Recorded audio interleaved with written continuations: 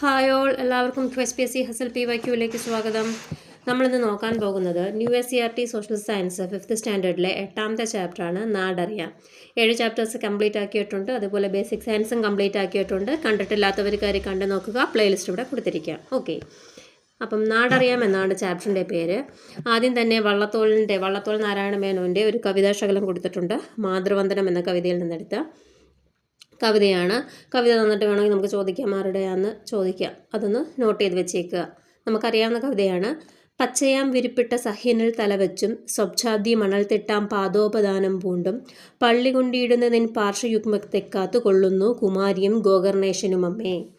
വള്ളത്തോൾ നാരായണമേനൻ്റെ മാതൃവന്ദനം എന്ന കവിതയിൽ നിന്നെടുത്ത ഭാഗമാണ്. ഓക്കെ, കേരളത്തിൻ്റെ മനോഹാരിത വർണ്ണിക്കുന്ന വള്ളത്തോൾ നാരായണ മേനോൻ്റെ കവിതാശകലം ശ്രദ്ധിക്കൂ.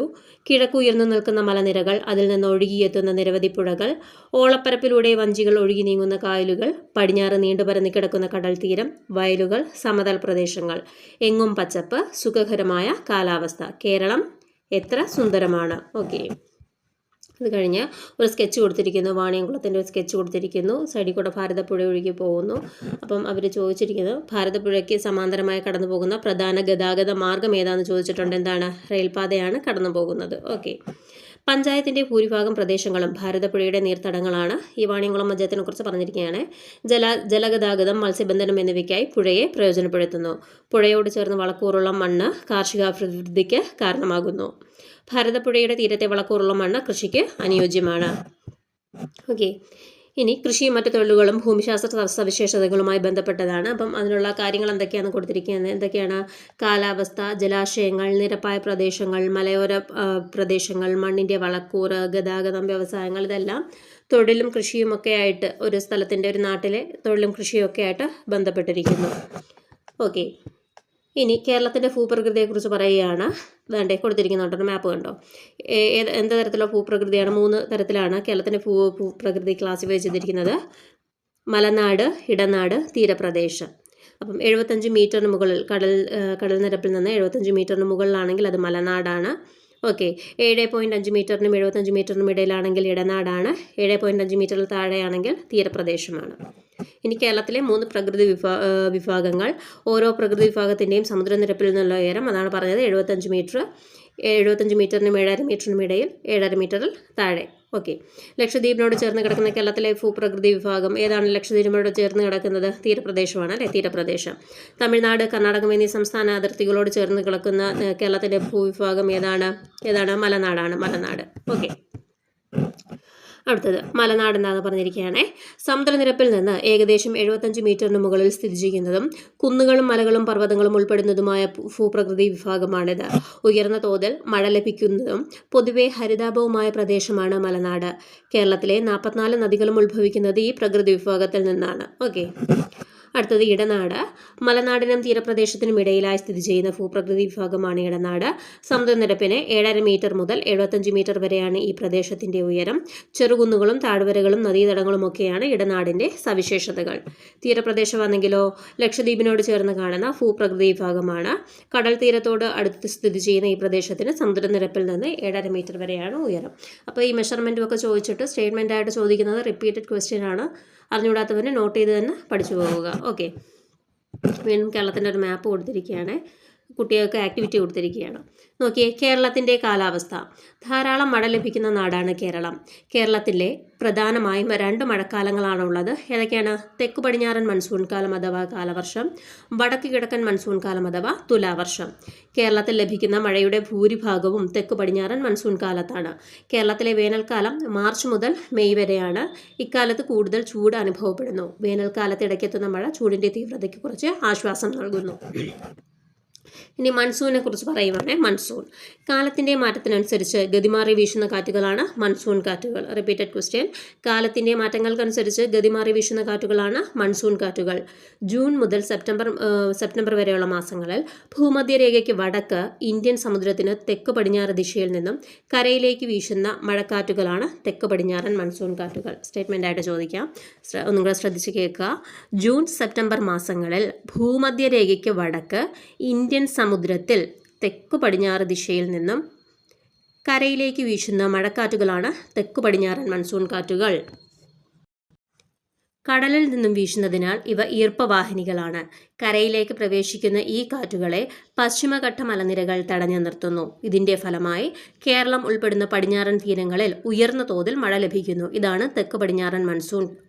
കേരളത്തിൽ ഈ മഴക്കാലം കാലവർഷം എന്ന് പറയുന്നു. അപ്പോൾ നമ്മൾ സ്കൂൾ തുറക്കുമ്പോൾ ഉള്ള ആ സമയത്തുള്ള മഴയാണ് എന്താണ് കാലവർഷം. ഓക്കെ, തെക്ക് പടിഞ്ഞാറൻ മൺസൂൺ എന്ന് പറയുന്നത്.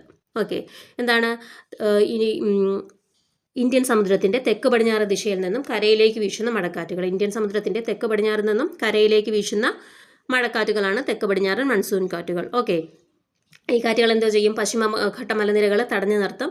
അങ്ങനെയാണ് കേരളത്തിന് മഴ കിട്ടുന്നത്. അപ്പം തെക്ക് പടിഞ്ഞാറ് നിന്ന് തന്നെ വരുന്നത് കൊണ്ട് അതിനെ എന്തെന്ന് പറയുന്നു? തെക്ക് പടിഞ്ഞാറൻ മൺസൂൺ എന്നാണ് പറയുന്നത്.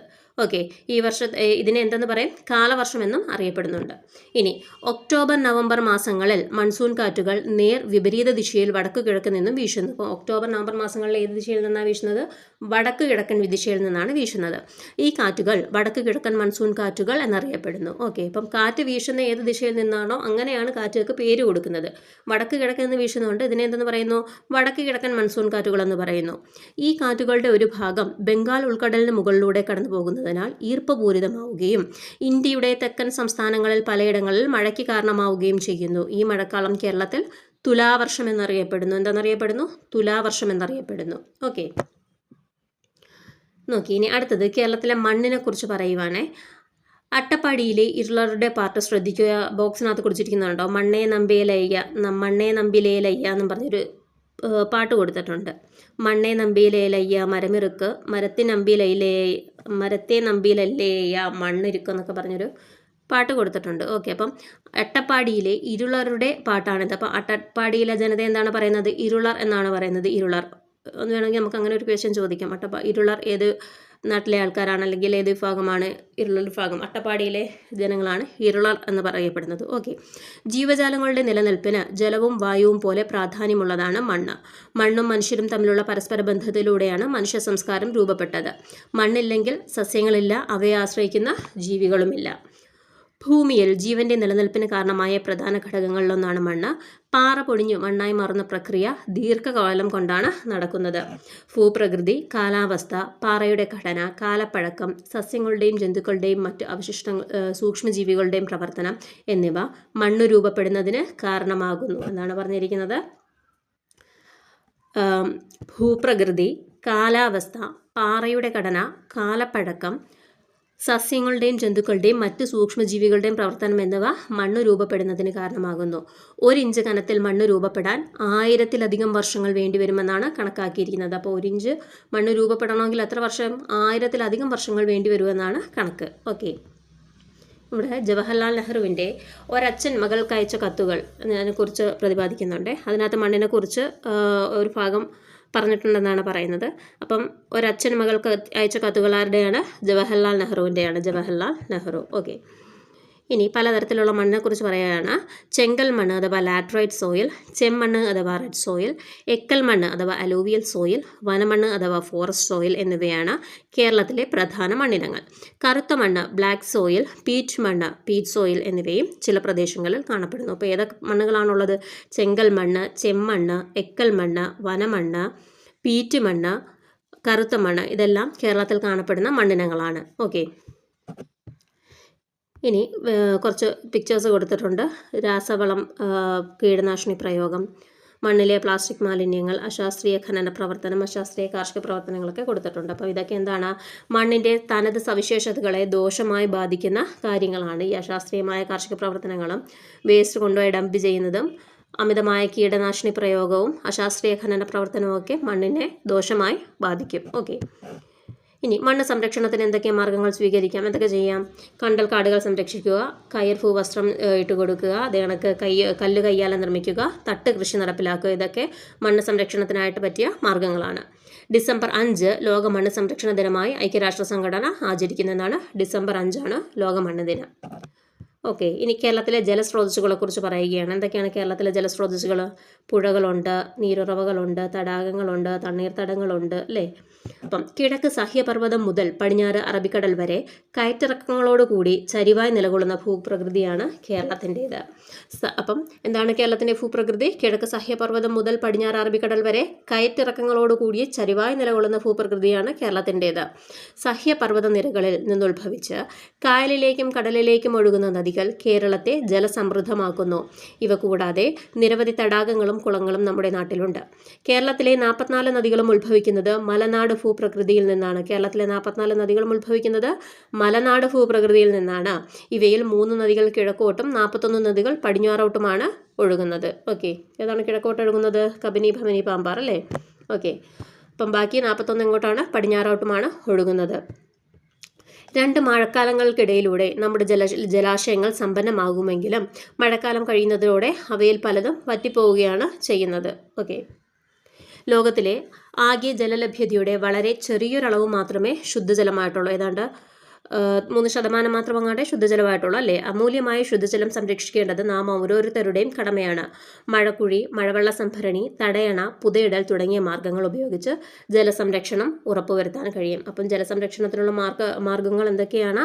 മഴക്കുഴി നിർമ്മിക്കുക, മഴവെള്ള സംഭരണി നിർമ്മിക്കുക, തടയണ നിർമ്മിക്കുക, അതിനൊക്കെ പുതയിടൽ തുടങ്ങിയ മാർഗങ്ങൾ ജലസംരക്ഷണത്തിന് സഹായകമാകും. ഓക്കെ, അടുത്തത്, ജലാശയങ്ങൾ മലിനപ്പെടുത്തുന്നത് ജീവജാലങ്ങളുടെ നിലനിൽപ്പിനെ അപകടത്തിലാക്കുന്നു. നിലവിലുള്ള ജലസ്രോതസ്സുകളെ സംരക്ഷിക്കുന്നതിനും പരിപാലിക്കുന്നതിനും സർക്കാർ വിവിധ പദ്ധതികൾ നടപ്പിലാക്കുന്നുണ്ട്. അപ്പോൾ ഇവിടെ കൊടുത്തിരിക്കുന്ന പിക്ചർ എന്താണ്? ജലസ്രോതസ്സുകളെ മലിനമാക്കുന്നതാണ്, അല്ലേ? പ്ലാസ്റ്റിക് കൊണ്ട് ഡംപ് ചെയ്തും അതേ കണക്ക് തന്നെ ഫാക്ടറികളിൽ നിന്നുള്ള വേസ്റ്റ് എല്ലാം വെള്ളത്തിലേക്ക് ഒഴുക്കി വിട്ടുമൊക്കെ ജലസ്രോതസ്സുകളെ മലിനമാക്കുന്നതാണ് അവിടെ പിക്ചർ കൊടുത്തിരിക്കുന്നത്. അപ്പം ജലാശയങ്ങൾ സംരക്ഷിക്കുന്നതിന് വേണ്ടിയിട്ട് ഗവൺമെൻറ് തയ്യാറാക്കിയിട്ടുള്ള പദ്ധതികൾ എന്തൊക്കെയാണ്? ഇനി ഞാൻ ഒഴുകട്ടെ, ഹരിത കേരള മിഷൻ്റെ ഇനി ഞാൻ ഒഴുകട്ടെ പദ്ധതി, തദ്ദേശ സ്വയംഭരണ വകുപ്പ് നടത്തുന്ന മാലിന്യമുക്ത നവകേരളവും തെളിനീരൊഴുകും നവകേരളവും. ഏതൊക്കെയാണ്? മാലിന്യമുക്ത നവകേരളം, തെളിനീരൊഴുകും നവകേരളം. ഏതാണ്? തദ്ദേശ സ്വയംഭരണ വകുപ്പിൻ്റെയാണ്. ഹരിത കേരള മിഷൻ്റെയാണ് ഇനി ഞാൻ ഒഴുകട്ടെ. അതുപോലെ തന്നെ കേന്ദ്ര സർക്കാർ പദ്ധതിയാണ് Jal Jeevan mission. Okay, Jal Jeevan mission. ഇനി കേരളത്തിൻ്റെ വിളവൈവിധ്യം. ഓക്കെ, പലതരത്തിലുള്ള വിളകൾ കേരള മണ്ണിൽ നട്ടുപിടിപ്പിച്ചിരിക്കുന്നുണ്ടോ? അപ്പം ഓരോ പ്രദേശത്തെയും കൃഷി അവിടുത്തെ ഭൂപ്രകൃതി, കാലാവസ്ഥ എന്നിവയുമായി ബന്ധപ്പെട്ടിരിക്കുന്നു. മണ്ണ്, ജലസേചന സൗകര്യം, സമുദ്രനിരപ്പിൽ നിന്നുള്ള ഉയരം എന്നിവയും കൃഷിയെ സ്വാധീനിക്കുന്നുണ്ട്. അപ്പം എന്തൊക്കെ ഫാക്ടേഴ്സാണ് കൃഷിയെ സ്വാധീനിക്കുന്നത്? മണ്ണ്, ജലസേചന സൗകര്യം, സമുദ്രനിരപ്പിൽ നിന്നുള്ള ഉയരം. ഇത് 3ഉം കൃഷിയെ സ്വാധീനിക്കുന്ന ഫാക്ടേഴ്സാണ്. അപ്പം ഓരോ പ്രദേശത്തെയും കൃഷി അവിടുത്തെ ഭൂപ്രകൃതിയുമായി ബന്ധപ്പെട്ടാണ് കിടക്കുന്നത്. ഇമ്പോർട്ടൻ്റ് ആണ് എന്താ? മണ്ണ്, ജലസേചന സൗകര്യം, സമുദ്രനിരപ്പിൽ നിന്നുള്ള ഉയരവും. ഇടുക്കി ജില്ലയിലെ മൂന്നാറ്, പീരുമേട്, വയനാട് ജില്ലയിലെ മേപ്പാടി, വൈത്തിരി, തിരുവനന്തപുരം ജില്ലയിലെ പൊന്മുടി തുടങ്ങിയ പ്രദേശങ്ങളിൽ തേയില വ്യാപകമായി കൃഷി ചെയ്യുന്നു. ഓക്കെ, പാലക്കാട് ജില്ലയിലും കുട്ടനാട്ടിലും നെൽകൃഷി വ്യാപകമാണ്. അപ്പം ഓരോ സ്ഥലത്തെ ജിയോഗ്രഫി അനുസരിച്ചാണ് കൃഷി നടത്തുന്നത്. ഓക്കെ, വളക്കൂറുള്ള മണ്ണും ധാരാളമായി ലഭിക്കുന്ന മഴയും കേരളത്തിൽ വ്യത്യസ്തമായ വിളകൾക്ക് അനുയോജ്യമായ സാഹചര്യമൊരുക്കുന്നു. സമുദ്രനിരപ്പിൽ നിന്നുള്ള ഉയരക്കൂടുതൽ മൂലം അനുഭവപ്പെടുന്ന തണുത്ത കാലാവസ്ഥ, ചരിവാർന്ന ഭൂപ്രകൃതി എന്നിവ മലനാട് മേഖലയിൽ തേയില, ഏലം, കാപ്പി, കുരുമുളക് മുതലായ വിളകൾക്ക് അനുകൂല സാഹചര്യമൊരുക്കുന്നു. ഓക്കെ, മൂന്നാർ പോലുള്ള സ്ഥലങ്ങൾ നമ്മൾ കണ്ടിട്ടുണ്ടല്ലേ? എന്താണ്?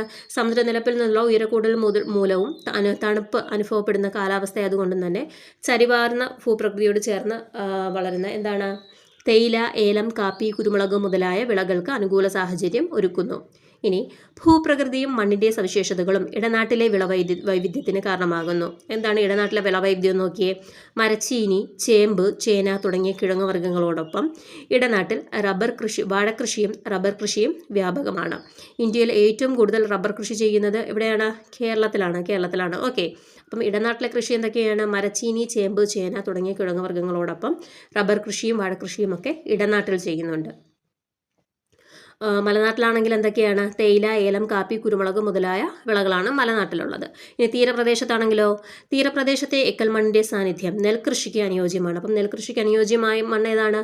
എക്കൽ മണ്ണാണ്. ഓക്കെ, എക്കൽ മണ്ണ് നെൽകൃഷിക്ക് അനുയോജ്യമാണ്. തീരപ്രദേശത്തെ എക്കൽ മണ്ണിൻ്റെ സാന്നിധ്യം നെൽകൃഷിക്ക് അനുയോജ്യമാണ്. തെങ്ങ് സമൃദ്ധമായി വളരുന്നത് ഇവിടുത്തെ ഉപ്പുരസമുള്ള മണ്ണ് സഹായകമാണ്. കായലുകൾ മത്സ്യകൃഷിക്ക് ഉപയോഗിക്കുന്നുണ്ട്. ഓക്കെ, അടുത്തത് ഓരോ ഭൂപ്രകൃതി വിഭാഗത്തിലുമുള്ള മണ്ണ്, നിലനിൽക്കുന്ന കാലാവസ്ഥ, ലഭിക്കുന്ന മഴ എന്നിവയ്ക്കനുസരിച്ചാണ് അവിടുത്തെ കൃഷി രൂപപ്പെട്ടിട്ടുള്ളത്. കേരളത്തിലെ പല ആഘോഷങ്ങളും കാലാവസ്ഥയും ഭൂപ്രകൃതിയുമായി ഏറെ ബന്ധമുള്ളവയാണ്.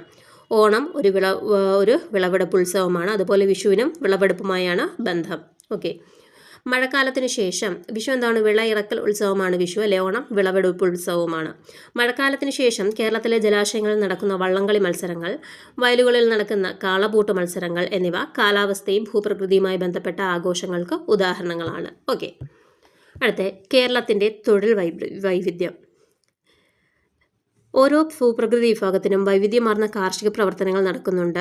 അതുപോലെ തന്നെ കൃഷി മാത്രമാണോ കേരളത്തിലെ ജനങ്ങൾ ഏർപ്പെടുന്ന തൊഴിൽ മേഖല എന്നൊക്കെ കുട്ടികളടുത്ത് ചോദിച്ചിരിക്കുകയാണ്. അപ്പം എന്തൊക്കെ തൊഴിലാണ് ഉള്ളത്? ജനജീവിതം മെച്ചപ്പെടുത്തുന്നതിന് കാർഷിക രംഗത്തെ പുരോഗതിയോടൊപ്പം പ്രധാനമാണ് മറ്റ് തൊഴിൽ മേഖലയിലെ പുരോഗതിയും. ഒരു പ്രദേശത്തെ ജനങ്ങളുടെ പുരോഗതി നിർണ്ണയിക്കുന്നതിൽ അവിടുത്തെ പ്രകൃതി വിഭവങ്ങൾക്കും മനുഷ്യ വിഭവശേഷിക്കും പങ്കുണ്ട്. ഓക്കെ, ഓരോ പ്രദേശത്തെയും ഭൂപ്രകൃതിക്ക് കാലാവസ്ഥയ്ക്കും അനുകൂലമായാണ് അവിടുത്തെ തൊഴിൽ സംസ്കാരം രൂപപ്പെട്ടിരിക്കുന്നത്. കായലോരങ്ങളിലെ തൊണ്ടുതല്ലലും കയറ് പിരിക്കലും കുട്ടനാട്ടിലെ നെൽകൃഷിയും താറാവ് വളർത്തലുമെല്ലാം ഇതിനുദാഹരണമാണ്. അപ്പോൾ ഓരോ പ്രദേശത്തിനനുസരിച്ച് അവിടെ ഓരോ തൊഴിലുകൾ രൂപപ്പെടാറുണ്ട്. ഓക്കെ, അപ്പോൾ അതിൻ്റെ പിക്ചേഴ്സാണ് കൊടുത്തിരിക്കുന്നത്. കേരളത്തിലെ വിദ്യാഭ്യാസ പുരോഗതിയും മെച്ചപ്പെട്ട സാമൂഹിക ഭൗതിക സാഹചര്യങ്ങളും ആധുനിക സാങ്കേതിക വിദ്യയും ജനങ്ങൾ ഏർപ്പെടുന്ന തൊഴിലുകളിൽ മാറ്റങ്ങൾ ഉണ്ടാക്കി. അപ്പം വിദ്യാഭ്യാസ പുരോഗതിയും മെച്ചപ്പെട്ട സാമൂഹിക ഭൗതിക സാഹചര്യങ്ങളും എന്താണ്? പരമ്പരാഗതമായി ചെയ്തു വന്ന തൊഴിൽ വിട്ട് ആധുനിക സാങ്കേതിക വിദ്യയുള്ള തൊഴിലുകളിൽ ഏർപ്പെടുന്നതിൽ ജനങ്ങളെ പ്രാപ്തരാക്കി. ഓക്കെ, ഇനി കേരളവും പ്രകൃതി ദുരന്തങ്ങളും. കേരളത്തിൻ്റെ പ്രകൃതി ഭംഗിയും അനുകൂലമായ കാലാവസ്ഥയും ജനജീവിതം സുഗമമാക്കുന്നത് നാം കണ്ടല്ലോ. എന്നാൽ ചില സന്ദർഭങ്ങളിൽ പ്രകൃതി ദുരന്തങ്ങളും പ്രകൃതിക്ഷോഭങ്ങളും ഉണ്ടാകാറുണ്ട്. പരിസ്ഥിതി ദുർബല പ്രദേശങ്ങൾ ധാരാളമുള്ള ഭൂപ്രകൃതിയാണ് കേരളത്തിനുള്ളത്. മനുഷ്യരുടെ ഇടപെടൽ മൂലമുണ്ടാകുന്ന പ്രതിസന്ധികൾ കൂടാതെ ചില പ്രകൃതി ദുരന്തങ്ങളും ജീവലോകത്തെ ഹാനികരമായി ബാധിക്കുന്നുണ്ട്. എന്തൊക്കെയാണ്? കണ്ടില്ലേ? വെള്ളപ്പൊക്കവും പ്രളയം, ഉരുൾപൊട്ടലും ഒക്കെ. ഓക്കെ, ചുഴലിക്കാറ്റ്, കാട്ടുതീ, വെള്ളപ്പൊക്കം, ഉരുൾപൊട്ടൽ, വരൾച്ച ഒക്കെ മനുഷ്യന്മാരെ ബാധിക്കുന്ന പ്രകൃതി ദുരന്തങ്ങളാണ്, അല്ലേ? ജീവനും സ്വത്തിനും പരിസ്ഥിതിക്കും അപായകരമായ പ്രകൃതി പ്രതിഭാസങ്ങളാണ് പ്രകൃതി ദുരന്തങ്ങൾ. ഇത്തരം പ്രകൃതി ദുരന്തങ്ങൾ മനുഷ്യരെയും മറ്റു ജീവജാലങ്ങളെയും പ്രതികൂലമായി ബാധിക്കുന്നു. 2004 സുനാമി കേരളത്തിൽ വലിയ കെടുതികൾക്ക് കാരണമായി. ഒരു ക്രിസ്മസിൻ്റെ പിറ്റേന്നായിരുന്നു, അല്ലേ, സുനാമി ഉണ്ടായത് 2004. ഓക്കെ, ഇനി ഇതാണ്ട് കവളപ്പാറ ഉരുൾപൊട്ടൽ ഏത് വർഷമാണ് നടന്നത്? 2019 കവളപ്പാറ ഉരുൾപൊട്ടൽ നടന്നത്. ഓക്കെ, ഇനി പെട്ടിമുടി ഉരുൾപൊട്ടൽ എന്നാണ് നടന്നത്? 2020 പെട്ടിമുടി ഉരുൾപൊട്ടൽ നടന്നത്. എന്നായിരുന്നു? ചൂരൽമല ഉരുൾപൊട്ടൽ എന്നായിരുന്നു? 2023 അല്ലേ? ചിലപ്പോൾ ഇയേഴ്സൊക്കെ പിക്ചറായിട്ട് ടെക്സ്റ്റിനകത്ത് കൊടുത്തിരിക്കുന്നതുകൊണ്ട് തന്നെ ഈ ഉരുൾപൊട്ടൽ, പെട്ടിമുടി ഉരുൾപൊട്ടൽ നടന്ന വർഷം ഏതെന്നൊക്കെ ചോദിക്കാം. പെട്ടിമുടി നടന്നതെന്നാണ് 2020, കവളപ്പാറയിലാണെങ്കിലോ 2019. 2018 കേരളത്തിലുണ്ടായ വലിയ പ്രളയം, 2019 കവളപ്പാറയിലും 2020 പെട്ടിമുടിയിലും ഉണ്ടായ ഉരുൾപൊട്ടലുകൾ എന്നിവ അതത് പ്രദേശങ്ങളിലെ ജനജീവിതം ദുസ്സഹമാക്കിയിരുന്നു. നമ്മളെല്ലാം കണ്ടതാണല്ലേ. ഇനി ദുരന്ത നിവാരണവും ലഘൂകരണവുമാണ്. ഓക്കെ, ദുരിതാശ്വാസ രക്ഷാപ്രവർത്തനങ്ങൾക്കായി കേരളം ഒന്നിച്ചു. 2018 പ്രളയത്തിൻ്റെ കാര്യം പറയുവാണേ. ദുരിതാശ്വാസ രക്ഷാപ്രവർത്തനങ്ങൾക്കായി കേരളം ഒന്നിച്ചു. സർക്കാരിൻ്റെ വിവിധ വകുപ്പുകൾ, സന്നദ്ധ സംഘടനകൾ എന്നിവയും യുവജനങ്ങൾ, വ്യാപാരികൾ, മത്സ്യത്തൊഴിലാളികൾ എന്നിവരും ഒത്തൊരുമയോടെ പ്രവർത്തിച്ചതിൻ്റെ ഫലമായി ഈ വലിയ ദുരന്തത്തിൻ്റെ തീവ്രത കുറയ്ക്കുവാൻ സാധിച്ചു. അപ്പം ഒരു പ്രകൃതി ദുരന്തം ഉണ്ടാകുമ്പോൾ എന്തൊക്കെയാണ് അതിന് നിവാരണ പ്രവർത്തനങ്ങൾ? അത് ഉണ്ടാവാതിരിക്കാൻ വേണ്ടിയിട്ടുള്ള ദുരന്തപൂർവ്വ നിവാരണ പ്രവർത്തനം എന്താണ്? ദുരന്ത സമയത്തെ രക്ഷാപ്രവർത്തനം എന്താണ്? ദുരന്താനന്തരം, ദുരന്തം ഉണ്ടായിക്കഴിഞ്ഞാൽ അത് കഴിഞ്ഞ് ചെയ്യാനുള്ള പ്രവർത്തനം എന്തൊക്കെയാണെന്നാണ് കൊടുത്തിരിക്കുന്നത്. നമ്മൾ തയ്യാറായിട്ടിരിക്കേണ്ട കാര്യങ്ങൾ എന്തൊക്കെയാണെന്നാണ് കൊടുത്തിരിക്കുന്നത്. നോക്കിയേ, ദുരന്തപൂർവ്വ നിവാരണ പ്രവർത്തനം എന്താണ്? ആധുനിക സാങ്കേതിക വിദ്യയുടെ സഹായത്തോടെ ചില ദുരന്തങ്ങൾ മുൻകൂട്ടി അറിയുക. ദുരന്ത സാധ്യതാ മേഖലകളിൽ മുന്നറിയിപ്പുകൾ നൽകി ബോധവൽക്കരണത്തിനും ജനങ്ങളെ മാറ്റി പാർപ്പിക്കുന്നതിനുമുള്ള നടപടികൾ സ്വീകരിക്കുക. ഓക്കെ, ഇപ്പം ടെക്നോളജി ഉപയോഗിച്ചുകൊണ്ട് തന്നെ മുൻകൂട്ടി തിരിച്ചറിഞ്ഞ് അവിടെ എഫക്റ്റ് ചെയ്യുന്നത് കുറയ്ക്കാൻ വേണ്ടിയിട്ട് ആളുകളെ മാറ്റി പാർപ്പിക്കാനുള്ള നടപടികളൊക്കെ എടുക്കുക എന്നാണ് ദുരന്തപൂർവ്വ നിവാരണ പ്രവർത്തനമായിട്ട് പറഞ്ഞിരിക്കുന്നത്. ഇനി ദുരന്ത സമയത്താണെങ്കിലോ രക്ഷാപ്രവർത്തനത്തിന് ആവശ്യമായ സംവിധാനം ഒരുക്കുക, ദുരിതാശ്വാസ ക്യാമ്പുകൾ സ്ഥാപിച്ച് ഭക്ഷണം, വസ്ത്രം, താമസ സൗകര്യം, ചികിത്സ എന്നിവ ലഭ്യമാക്കുന്നതിനുള്ള ആസൂത്രണം നടത്തുക. ഓക്കെ. ഇനി ദുരന്താനന്തര പ്രവർത്തനമാണെങ്കിൽ എന്താണ്? ദുരന്തബാധിതരെ പുനരധിവസിപ്പിക്കുക. ഇവരെയൊക്കെ പുനരധിവസിപ്പിക്കേണ്ടതായിട്ടുണ്ട്. അതുപോലെ തന്നെ ഭാവിയിൽ ഉണ്ടാകാൻ സാധ്യതയുള്ള ദുരന്ത സാഹചര്യങ്ങളെ പ്രതിരോധിക്കുന്നതിനുള്ള നടപടികൾ സ്വീകരിക്കുക. ഓക്കെ. ഇനി പ്രകൃതി ദുരന്തങ്ങളുടെ നിവാരണത്തിനും ലഘൂകരണത്തിനുമായി പ്രവർത്തിക്കുന്ന സർക്കാർ വകുപ്പുകളും സംവിധാനങ്ങളും ഏതൊക്കെയാണെന്നാണ് പറയുന്നത്. കേരള റവന്യൂ ദുരന്ത നിവാരണ വകുപ്പ്, സംസ്ഥാന ദുരന്ത നിവാരണ അതോറിറ്റി, ജില്ലാ ദുരന്ത നിവാരണ അതോറിറ്റി, ദുരന്ത സാധ്യത അപഗ്രഥന cell, land and disaster management institute. ഏതൊക്കെയാണ്? കേരള റവന്യൂ ദുരന്ത നിവാരണ വകുപ്പ്, സംസ്ഥാന ദുരന്ത നിവാരണ അതോറിറ്റി, ജില്ലാ ദുരന്ത നിവാരണ അതോറിറ്റി, ദുരന്ത സാധ്യത അപഗ്രഥന cell, land and disaster management institute. Okay. ഇനി കൺക്ലൂഷനാണ്. നാം വസിക്കുന്ന ഭൂപ്രദേശത്തെ വൈവിധ്യവും മണ്ണും ജലവും കാലാവസ്ഥയും വിളകളും നമ്മുടെ ജീവിതത്തെ എങ്ങനെയെല്ലാം സ്വാധീനിക്കുന്നുവെന്ന് തിരിച്ചറിഞ്ഞില്ലേ? ഈ മണ്ണിൻ്റെ സമൃദ്ധിയും തെളിനീരും വരാനിരിക്കുന്ന തലമുറകൾക്ക് കൂടി കരുതി വയ്ക്കേണ്ട ചുമതലയും നമുക്കുണ്ട്. അതിനാൽ പ്രകൃതിയുടെ സന്തുലിതാവസ്ഥയ്ക്ക് കോട്ടം തട്ടാതെയുള്ള ജീവിത രീതിക്കും വികസനത്തിനുമാണ് നാം മുൻഗണന നൽകേണ്ടത്. ഓക്കെ. അപ്പം ഇത്രയായിരുന്നു. ഒരു ചെറിയ ചാപ്റ്ററാണ്. നമുക്ക് വായിച്ച് പോയാൽ തന്നെ മനസ്സിലാവുന്ന ഒരു ചാപ്റ്ററാണ് അല്ലേ? അപ്പം നിങ്ങൾക്ക് ക്ലാസ് ഇഷ്ടപ്പെട്ടു എന്ന് വിശ്വസിക്കുന്നു. ക്ലാസ് ഇഷ്ടപ്പെട്ടെങ്കിൽ തീർച്ചയായും ലൈക്ക് ചെയ്യുക, ചാനൽ സബ്സ്ക്രൈബ് ചെയ്ത് സപ്പോർട്ട് ചെയ്യുക. ഓക്കെ. ഉപകാരപ്പെടുമെന്ന് തോന്നിയാൽ ഫ്രണ്ട്സിനൊക്കെ ഒന്ന് ഷെയർ ചെയ്ത് കൊടുക്കുക. അപ്പം നമ്മുടെ ചാനലിൽ SCERT ക്ലാസ്സസിന് പുറമെ PYQ ഡിസ്കഷൻസ് ചെയ്ത് വരുന്നുണ്ട്. PYQ ഡിസ്കഷൻസ് വിത്ത് റിലേറ്റഡ് ഫാക്ട്സ് ആണ് ചെയ്യുന്നത്. കണക്റ്റഡ് ഫാക്ട്സ് എല്ലാം പറഞ്ഞു പോകുന്നുണ്ട്. എല്ലാ ലെവൽ എക്സാംസിനും, അതായത് 10th +2 ഡിഗ്രി ലെവൽ എല്ലാ എക്സാംസിൻ്റെയും മെയിൻസിൻ്റെയും പ്രിലിംസിൻ്റെയും ഒക്കെ ക്വസ്റ്റ്യൻ എടുത്ത് വർക്കൗട്ട് ചെയ്യുന്നുണ്ട്. റീസെൻ്റായിട്ട് 2025 ക്വസ്റ്റ്യൻസാണ് നമ്മളിപ്പം വർക്കൗട്ട് ചെയ്ത് പോകുന്നത്. 25ഓളം ക്വസ്റ്റ്യൻസ് വർക്കൗട്ട് ചെയ്ത് കഴിഞ്ഞിട്ടുണ്ട് ഓൾറെഡി. കണ്ടിട്ടില്ലാത്തവർ പ്ലേലിസ്റ്റ് കയറി ചെക്ക് ചെയ്ത് നോക്കുക.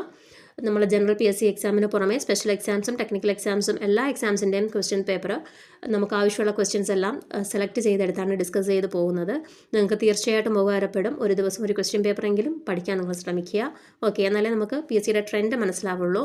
അപ്പം എല്ലാവരും കണ്ടു നോക്കുക. പ്ലേലിസ്റ്റ് ഞാനിവിടെ കൊടുത്തിരിക്കാം. ഓക്കെ. Thank you all.